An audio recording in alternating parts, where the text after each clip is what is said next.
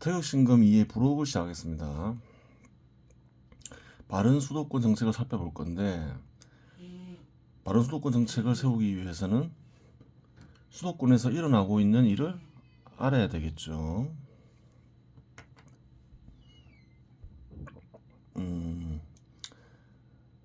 1990년부터 2022년까지 보면 서울은 인구가 오히려 감소하고 있죠. 많은 사람들이 서울을 선호함에 불구하고 이유를 알아야 되겠죠. 인천광역시는 인구가 많이 증가했죠. 1990년부터 2020년까지 2000년대부터 보더라도 많이 증가했죠. 인구 비중도 커지고, 서울은 인구가 감소하면서 인구 비중이 대폭 크게 감소했죠. 한 6% 가까이 줄었죠. 경기도 같은 경우도 보면 인구가 크게 증가하죠. 경기도는 그래요. 600만에서 1300만, 2배 이상 증가하죠. 인구 비중도 보면 2000년 기준으로 보더라도 19%에서 26%로 증가하죠. 굉장히 큰 폭으로 증가해요. 가장 큰 폭으로 증가했죠. 경기도가. 지방은 어떤가요? 지방은 저번에 살펴봤죠. 인구는 아주 조금 증가했지만 비중은 큰 폭으로 감소했죠. 경기도가 인구가 큰 폭으로 증가하고 비중도 큰 폭으로 증가하죠. 그래요. 경기도가 크게 발전했음을 알 수 있어요. 그래요.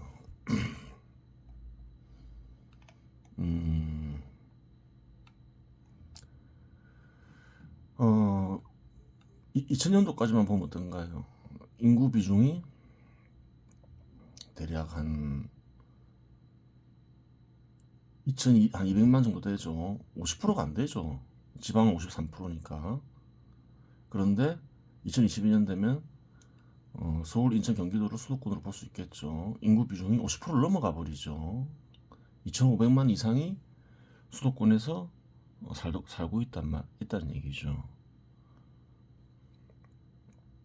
그래요. 서울의 수도권의 유지와 발전도 굉장히 중요한 문제가 되는 거죠. 어마어마한 인구가 살 뿐만 아니라 인구 비중으로도 50% 이상이 수도권에 살고 있어요. 그 지역의 유지와 발전만 중요한 게 아니잖아요. 수도권의 유지와 발전도 굉장히 중요한 문제로 대두가 되는 거죠. 지방과 마찬가지로 50도 50으로 잡아도 지방이 50% 살고 수도권이 50% 살잖아요. 그래요.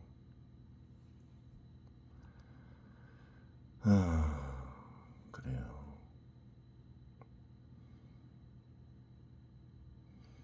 지역 내에서 총생산은 2000년대부터 보면 뭐 다 증가를 하죠. 다 증가를 해요. 비중이 보면 지방과 서울이 감소를 하고 인천광역시는 큰 변동이 없고 조금 증가했죠. 경기도가 큰 폭으로 증가했죠. 그래요. 1인당 지역 내 총생산을 보면 서울이 원래 좀 높았는데 가장 높죠. 2022년에도 보면 전국은 평균 4,100 정도 되고 서울이 5,100, 인천이 3,400, 경기도가 3,900, 지방이 3,900. 인천광역시가 좀 떨어지는 게 아니냐 그렇게 생각하는데, 대체로 보면 대도시가 좀 떨어지죠. 서울을 제외하고 부산, 대구 이런 데는 인천하고 비슷하거나 더 낫죠. 그래요. 인천이 유난히 도시 중에서 지역 내 총생산이 떨어지는 건 아니에요.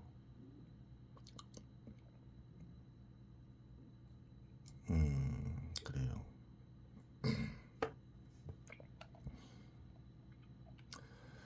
그 다음에 또 봐야 될 게 뭘까요?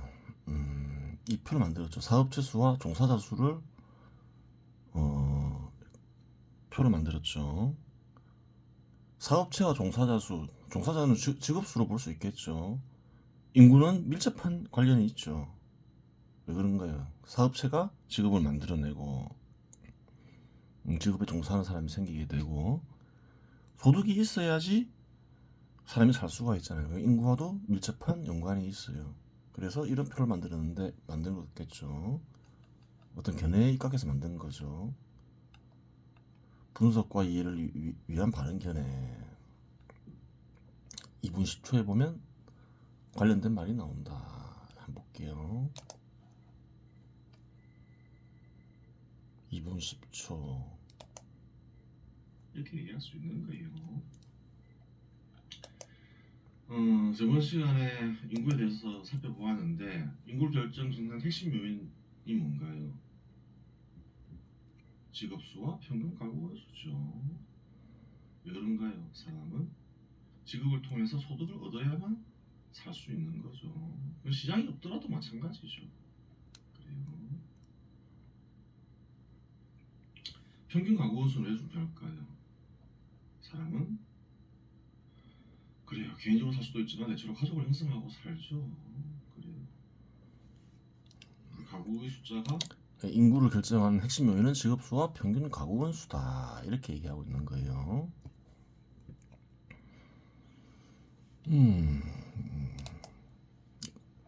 여기서는 좀 분석을 단순화시키기 위해서 평균 가구 수를 따로 다루지는 않죠. 어떤 현상이 일어나는지 간단하게 살펴보기 위함이죠. 그래요. 그래서 사업체 수와 종사자 수를 우선 이렇게 구해봤죠. 전국, 서울, 특별시, 인천, 광역시, 경기도, 지방. 전국은 300만 개에서 600만 개로 20년간 증가했죠. 서울도 증가했어요. 인천도 증가하고 다 증가했겠죠. 눈에 띄게 증가한 게 어떤가요? 지방은 한 2배가 조금 안 되게 증가했는데 경기도는 3배 이상 증가했죠. 사업체 수가 그렇다는 거죠. 종사자도 거의 3배 가까이 증가했죠. 지방은 2배가 증가하지 못했죠. 그래요.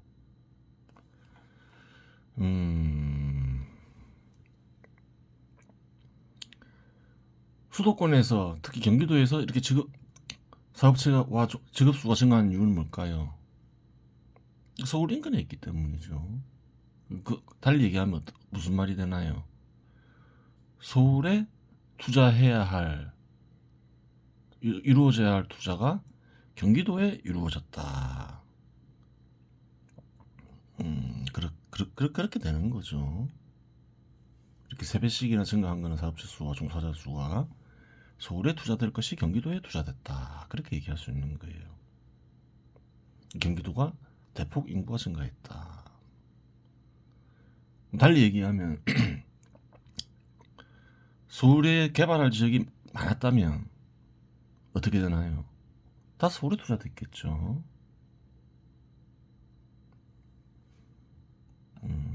경기도의 큰 발전은 서울에 있다. 그건 뭐 누구나 쉽게 이해할 수 있는 것이고, 그래요. 바른 분석과 바른 이해. 전국과 수도권, 지방의 직업수와 인구를 표로 만든다. 전국의 직업수와 인구수 2000년. 그래요. 수도권은 직업수가 665만 개였죠. 인구는 2100만 명 가까이 되고 지방은 690만 개. 인구수는 2400만 가까이 되죠. 이때만 하더라도 지방의 직업수와 인구수가 수도권보다 더 많았어요. 근데 2022년에는 어떻게 되나요? 수도권은 직업수가 1314만 개, 2배 이상 증가하죠. 지방도 한 2배 정도 증가했죠. 직업수가 2배가 안 되죠. 수도권은 그래요. 2배 되죠. 인구수는 수도권이 이제 역전을 했죠. 지방을 2000년도만 하더라도 지방 인구가 더 많잖아요. 2400만, 수도권 2100만. 근데 2022년에는 어떻게 되나요? 수도권이 더 많아져요. 직업수와 인구수의 관계를 살펴본다. 인구수의 직업수를 한번 나눠본다. 전국은 3.38이다. 직업수 하나가 평균 인구 3.38명을 창출한다. 이렇게 얘기할 수도 있겠죠. 평균적으로. 수도권은 3.199, 지방은 3.56이더라. 수도권이 좀 낮죠. 2022년 2년에 어떻게 되나요? 전국이 2.05, 수도권이 1.99, 지방 2.12. 거의 차이가 없어지죠. 비슷해지죠. 균형을 어느 정도 이루고 있음을 알 수가 있죠. 불균형 하던 것도 그 세월이 흐르면 불균형 속에서 균형이 이루어지는 섭리와 같은 거죠. 한 직업이 창출하는 인구수는 점점 감소하고 있는 추세인 거죠. 변화가 일어났음을 알 수가 있는 거예요. 수도권 내 직업수와 인구를 표로 만든다. 수도권과 지방을 만들었으니까 좀 수도권에서 일어나는 일을 살펴봐야 되잖아요. 수도권 내 직업수와 인구를 표로 만들어 봐야 되겠죠. 2000년부터 만들었어요. 더 자세하게 하려면 거슬러 올라가면 올라갈수록 좋겠죠. 1990년, 1980년 이런 식으로 구체적인 내용을 더 자세히 알 수 있겠죠. 서울은 직업수가 어떻게 되나요? 계속 증가하죠. 직업수는 357만 개에서 2010년 448만 개, 2022년 579만 개로 증가를 해요. 근데 인구는 대략 감소를 하죠. 적게 증가한 것도 아닌데, 인천은 보면 66만 개에서 직업수가 82만 개, 2010년에, 2020년에 125만 개로 증가하죠. 인구 증가해요. 246만에서 거의 300만 가까이. 경기도는 어떤가요? 직업수가 240만 개에서 2022년 610만 개, 가장 큰 폭으로 증가하죠. 딴 데는 2배가 안 되는데 여기는 거의 2배를 훨씬 초과하잖아요. 인구도 890만에서 1370만 원으로 대폭 증가하죠. 아까와 마찬가지로 수도권의 직업수와 인구수의 관계를 살펴본다. 한 개의 직업이 평균적으로 얼마나 인구를 창출하는지. 서울은 2000년에 2.76에서 2022년 1.6기로 대폭 감소하죠. 2 이하로 떨어져 버리죠. 인천광역시는 3.70에서 2.39로 떨어져. 전체적으로 떨어지고 있는 추세인데 서울은 너무 지나치게 폭보다는 굉장히 하여튼 절대적 수치가 굉장히 낮죠. 경기도 역시 3.70에서 2.25. 경기도하고 인천 광역시는 비슷하죠. 지방 2.12. 그래요. 그러면 이런 현상이 왜 일어났을까 이렇게 생각할 수 있잖아요. 직업수와 인구수의 관계는 어떤가요? 일단 가구를 분석하면 더 정확하겠지만 뭐 그냥 그래요. 좀 이해를 그냥 현상의 어떤 핵심 내용만 파악하면 되니까 직업수 2.05를 곱할 수 있겠죠. 평균. 그러면 579만 5,425개죠. 2022년 서울 직업수는. 여기에 2.05를 곱하면 기본적으로 서울 인구는 얼마가 돼야 되나요? 1188만 621명이 돼야 되죠. 근데 현실에서는 인구가 어떻게 남아있나요? 941만 7천명으로 남아있죠. 그러면 서울에 살아야 할 최소 인구는 살아야 할 최소 인구가 다른 데 살고 있다는 말이죠. 간단하죠. 1188만 621명에서 빼기 이렇게 하면 되죠.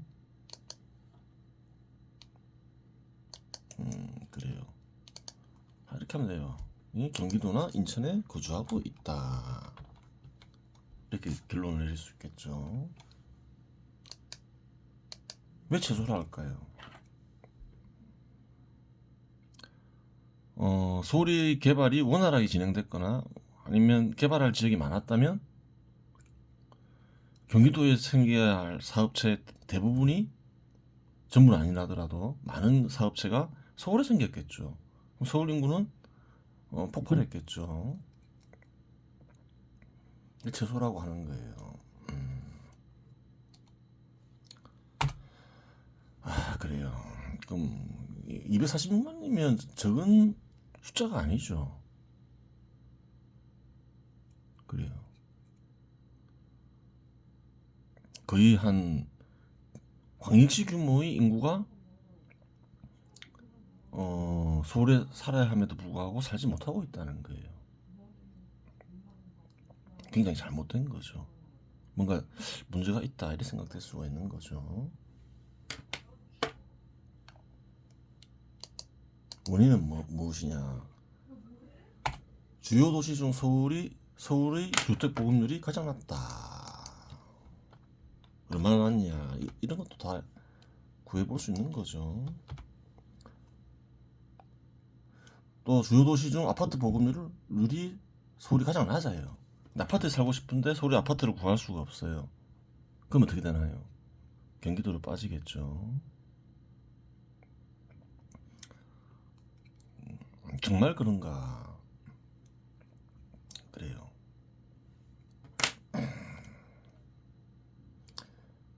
여기 보면 나와 있다는 게 10초와 11분에 보면 나와 있다는 거겠죠. 보겠습니다.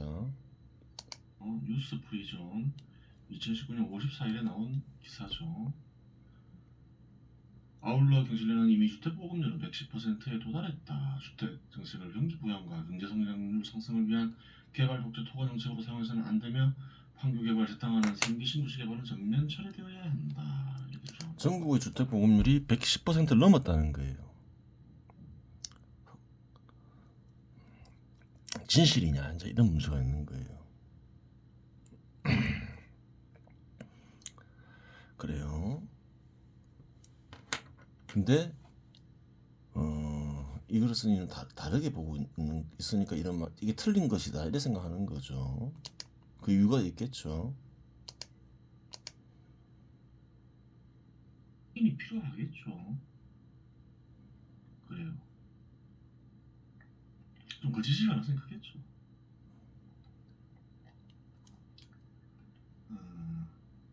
어떻게 가정을 해야 될까요? 하나의 가구는 하나의 주택에서 거주할 수 있죠. 그래요. 1인 가구든 2인 가구든 3인 가구든 5인 가구든 하나의 가구는 하나의 주택에서 거주할 수 있는 거예요. 물론 두 가구가 하나의 주택에서 거주할 수도 있죠. 그래요. 결혼한 자녀가 부모를 모시고 살 수도 있잖아요. 함께 살아갈 수도 있는 거죠. 여러 경우가 있을 수 있겠죠. 하여간 하나의 가구는 하나의 주택에서 거주할 수 있는 거예요. 따라서 이에 입각하여 대한민국 및 대한민국의 주요 도시별 주택 보급률을 구할 수 있겠죠. 그래요. 그러면 뭘 알아야 되나요? 가구 수와 거주 가능한 장소를 알아야 되겠죠. 가구는 보면 전국이 2,089만 1,000명 가까이 돼요. 통계청 자료. 그러니까 무슨 말이냐면 무엇을 주택으로 볼 수 있느냐에 따라서 주택 보급률은 달라진다는 거예요. 우리가 흔히 인식하는 주택, 아파트나 빌라, 오피스텔 이런 걸 주택으로 보면 100%가 안 된다는 거예요. 주택으로 사용할 수 있는 어떤 이상한 곳, 동굴도 주택으로 인식될 수 있잖아요. 비닐하우스 이런 것도. 실제로 비닐하우스에서 거주하는 이들도 있잖아요. 그런 거를 다 포함하면 100%가 넘어도 흔히 사람들이 주택으로 인식하는 건물을 주택 보급률로 따지면 다 100%가 안 된다는 거예요. 보면 거주 가능한 장소가 1,750만 개로 나와 있어요. 서울이 가장 낮죠. 76%. 마음대로 적은 게 아니에요. 어디 보면 알 수 있냐면 통계청 거처의 종류 및 거처 가구 시군구 딱 치면 나와요. 전국에는 거주 가능한 장소가 1750만 개라고 이렇게 나와 있어요. 주택보급률 몇 프로인가요? 83%예요. 83.8%예요. 통계청이 자료에 입각할 경우에는. 그럼 통계청에서는 거주 가능한 장소로 무엇을 보고 있는가를 확인해야 되겠죠. 동굴에서도 거주하려면 거주할 수 있죠. 그래요. 텐트에서 이제 확인했듯이 주택 보급률이 100%라는 것은 거짓이다. 거주하는 장소를 어떻게 보냐에 따라서 100%에 크게 미치지 못할 수도 있고 100%를 크게 초과할 수도 있다. 그렇게 되는 거예요. 크게 못 미치는 거죠. 특히 서울이 주요 도시 중에서 주택 보급률이 가장 낮죠. 그렇게 되는 거예요. 그 다음에 사람들은 어떤가요?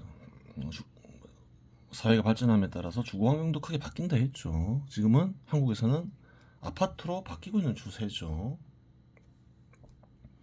그런데 문제가 뭘까요? 서울에 아파트가 무척 사람들이 많다고 생각하죠. 근데 비중을 보면 그렇지가 않다는 거예요.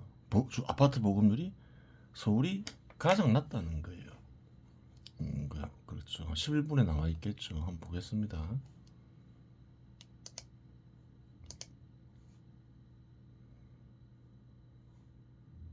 해서 주택 보급률 구해봤어요. 이러면 혹시 많은 형태의 거주 가능할 곳이 생기는 거죠. 그래도 100%가 안 돼요. 대한민국 전국은 99.86% 돼요. 가구가 2,089만 1000개죠. 거주가 가능한 장소는 2,086만 개죠. 99.86%밖에 안 돼요. 100%가 안 돼요.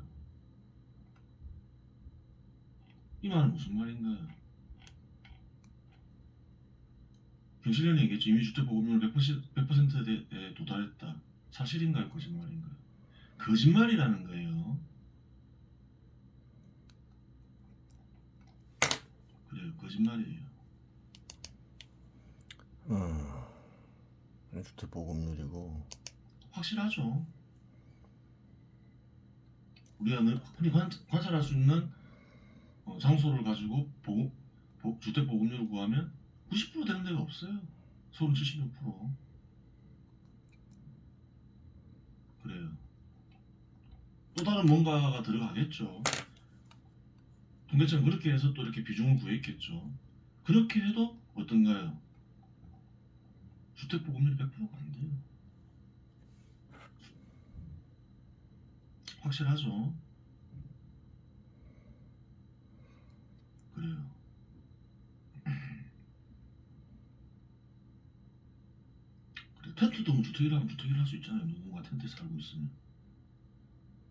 또 누군가 동굴에 살고 있으면 동굴도 주택이라 주택 주택 음,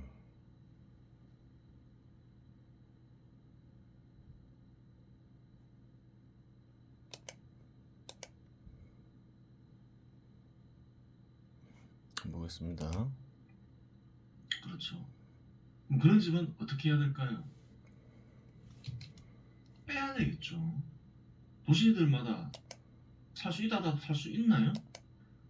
아주 위험하지 않더라도 사람들이 기피하는 집일 수 있잖아요.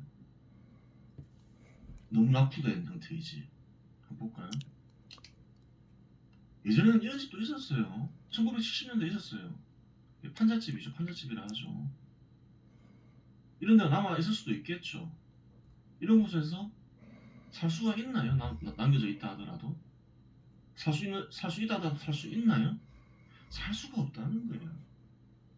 살려면 살 수는 있겠지만 아무도 살려고 하지 않는다는 거예요. 낙후된 형태의 집에서.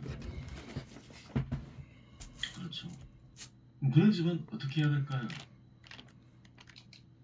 빼야 되겠죠. 도시들마다 전국적으로 그런 집들이 있겠죠. 사람들이 살려고 하지 않는 집. 그런 집들은 어떤 집인가요? 거주 기능을 상실한 집이죠. 너무 오래돼서 위험한. 그러니까 거주 기능을 상실한 어떤 주택을 모두 빼버리면 주택 보급률이 100%에 크게 못 미친다. 그렇게 얘기하고 있는 거예요. 집이거나 누구나 기피해서 안 살려고 하는 거예요. 거주 기능을 상실한 집을 빼야 되겠죠. 그러면 어떻게 될까요? 주택 보급 산업이 붕괴되면서 그래요. 뭐 아파트가 너무 뜨니까 단독주택이나 연립주택을 모르는 또 통계청이 짓게 하는 다른 형태의 집들이 있다는 거예요. 우리가 사회적으로 볼 때 살만 그런 거고 연립주택도 또 다른 내용을 좀 봐야 주택이 되겠죠. 굉장히 그래요. 거짓말이에요. 확실하죠. 그래요. 2019년도 보면 그래요. 누구 동물의 93% 광주잖아요. 살수 그 아파트 비중을 봐야 되겠죠. 아파트 비중을 보면 서울이 42%죠. 보급률이 굉장히 낮은 거예요. 다른 도시는 어떠한가? 그럼 그걸 봐야 되잖아요. 다른 도시들은 다 50%가 넘죠. 아파트 비중 전국은 50%, 서울은 42%, 부산은 54%, 대구는 56%, 인천은 54%, 광주는 65% 이렇죠. 아파트 비중이. 근데 거주 가능한 장소 중에서 서울은 42%예요. 주택 보급률이 가장 낮을 뿐만 아니라 아파트 보급률도 가장 낮다는 거예요. 아파트에 살고 싶은 사람들은 다 경기도로 빠지겠죠.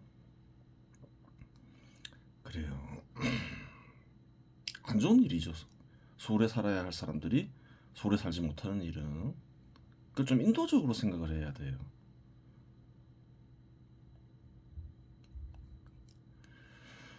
그래요. 누구를 위한 정책인가요? 사람들을 위한 정책을 짜는 거죠. 하는 거죠. 서울이 생활권인 사람들은 서울에 사는 게 좋죠. 그런 식으로 정책이 만들어져야 된다는 거예요. 그런 것이고, 그러면 이제 두 가지 문제를 봤죠. 서울에서 살아야 할 사람들이 서울에서 살지 못하더라. 왜? 주택이 제대로 보급이 되지 않더라. 특히 아파트가 제대로 보급이 되지 않더라. 그런 문제가 지금 발생하고 있고, 두 번째는 서울에 해야 될 사업체가 경기도로 투자되고 있더라. 그래요. 이런 이유나 저런 이유나 지금 핵심은 뭔가요?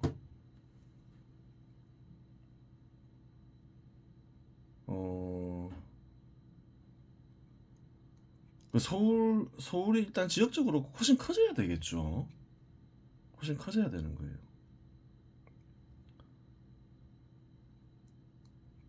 그래요.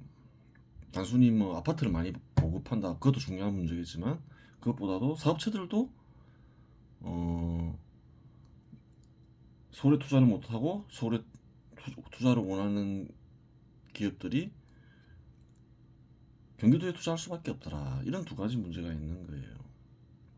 그 문제를 그런 일들이 일어나고 있는 거죠. 그럼 해결책은 무엇인가? 그것은 다음 시간에 해야 되겠죠. 이번 시간에 여기서 마치겠습니다.